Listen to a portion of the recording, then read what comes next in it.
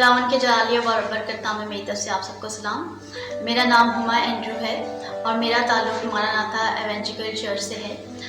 खुदावन के सलीबी कलमात में से आज हम तीसरा कलमा आज सीखेंगे, जो कि मोहब्बत का कलमा और साथ में ख़ानदानी ज़िम्मेदारी का कलमा कहलाता है। हम इसके बारे में सीखेंगे और खुदावन के कलाम में से तिलावत करेंगे।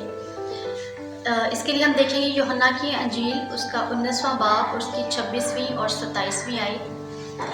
इसमें यूँ लिखा है, यीशु ने अपनी माँ और उसके शागिर्द को जिससे मोहब्बत रखता था पास खड़े देखकर माँ से कहा कि ए औरत, देख तेरा बेटा ये है। फिर शागिर्द से कहा, देख तेरी माँ ये है। और उसी वक्त से वो शागिर्द उसे अपने घर ले गया। ये कलमा, जो कि मोहब्बत का कलमा और ख़ानदानी ज़िम्मेदारी का कलमा कहलाता है, इसमें हम देखते हैं कि चूँकि यीशु बहुत दुख और तकलीफ़ में थे, तो ऐन मुमकिन था कि यीशु मसीह इस तकलीफ़ की हालत में इस ज़िम्मेदारी से गाफिल हो जाते, लेकिन ऐसा नहीं हुआ। यीशु मसीह ने अपनी इस ज़िम्मेदारी को बखूबी पूरा किया। और जब हम पुराने अहदनामे में देखते हैं 10 है काम में से, जो कि खरूज 20 बाब में है, उसका 5वां हुक्म कि तू अपनी माँ और अपने बाप की इज़्ज़त करना, ये कलमा इस हुक्म की भी अक्कासी करता है कि यीशु मसीह ने वो सारे हिकमात को भी मद्देनज़र रखा और उस पर भी अमल करते हुए हमें नज़र आए। ये कलमा हमें इस बात का सबूत देता है कि यीशु मसीह ने अपनी ज़िम्मेदारी को बखूबी पूरा किया। अब लफ्ज़ यहाँ पे यीशु मसीह ने अपनी माँ के लिए ए औरत इस्तेमाल किया। इस लफ्ज़ पे बहुत सारे एतराज़ात किए जाते हैं। बहुत सी कलीसियाँ या बहुत सारे लोग इस बात पे एतराज़ करते हैं कि यीशु मसीह ने अपनी माँ को माँ कह के मुखातिब क्यों ना किया, बल्कि इसकी जगह ए औरत क्यों कहा। वो समझते हैं कि शायद इस लफ्ज़ में कहीं एहतरामन कुछ कमी है, जिसकी वजह से इस बात पे एतराज़ किया जाता है।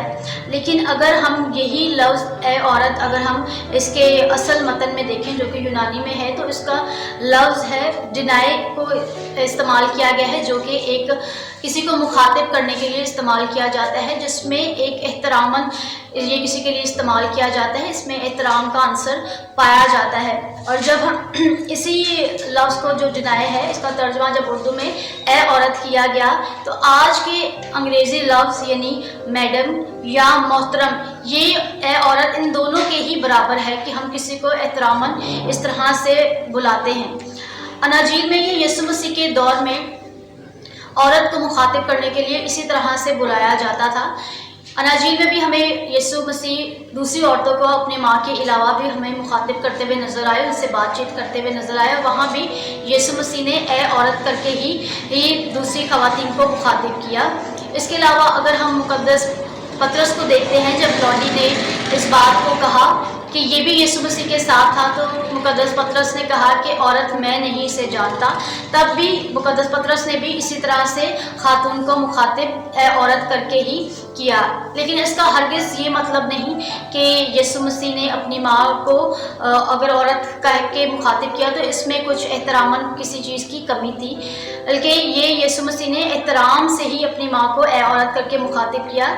जैसे कि हम पंजाबी कल्चर में देखते हैं, पंजाबी तहजीब में जब कुछ लोग जो है अपनी माँ को बेबे करके पुकारते हैं, तो उनका इस तरह से मुखातिब करना इस बात को है दलील कि वो इसको एहतरामन इस तरह से मुखातिब करते हैं। और यीशु मसीह ने भी एहतराम के साथ ही अपनी माँ को ए औरत कह के पुकारा।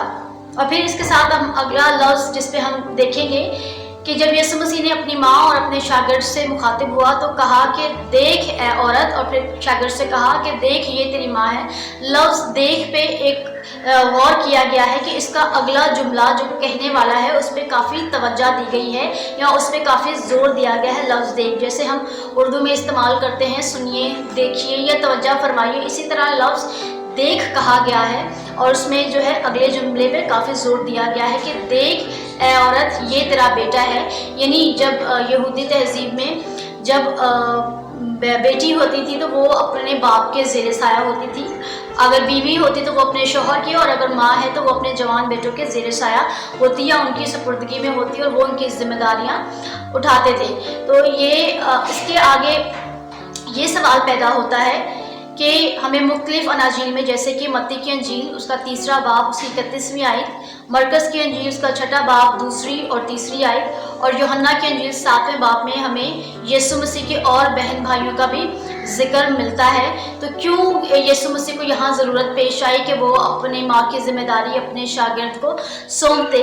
तो इस बात पे भी काफ़ी नज़रियात पाए जाते हैं। जैसे कि एक नज़रिया ये भी है कि कहा जाता है कि मुकद्दसा मरियम के अलावा भी मुकद्दस यूसुफ की कोई और बीवी थी जिनमें से ये औलाद थी।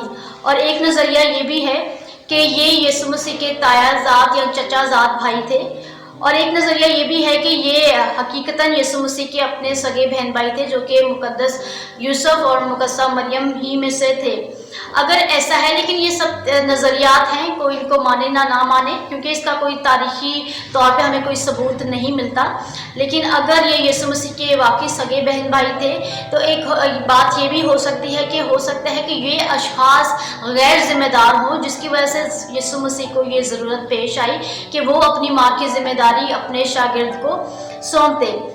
और जब यहाँ पे यीशु मसीह ने अपनी माँ की ज़िम्मेदारी मुकद्दस यूहन्ना को सौंपी तो यहाँ पे हमें सारे सलीबी मनाज़िर में हमें किसी और जो है शागिर्द का जिक्र नहीं मिलता माँ सिवाय मुकद्दस यूहन्ना के, जिससे यीशु मसीह मोहब्बत भी करते थे और उन्होंने अपनी माँ की ज़िम्मेदारी यहाँ पे अपने शागिर्द को सौंपी। और क्योंकि वो इसके साथ मोहब्बत के साथ साथ वो एक भरोसेमंद भी थे, ताकि उन पर भरोसा किया जाता है कि वो यीशु मसीह की माँ की ज़िम्मेदारी को बखूबी तौर पे निभाएंगे। और लिखा है कि उसी वक्त वो यीशु मसीह की माँ को अपने घर ले गया।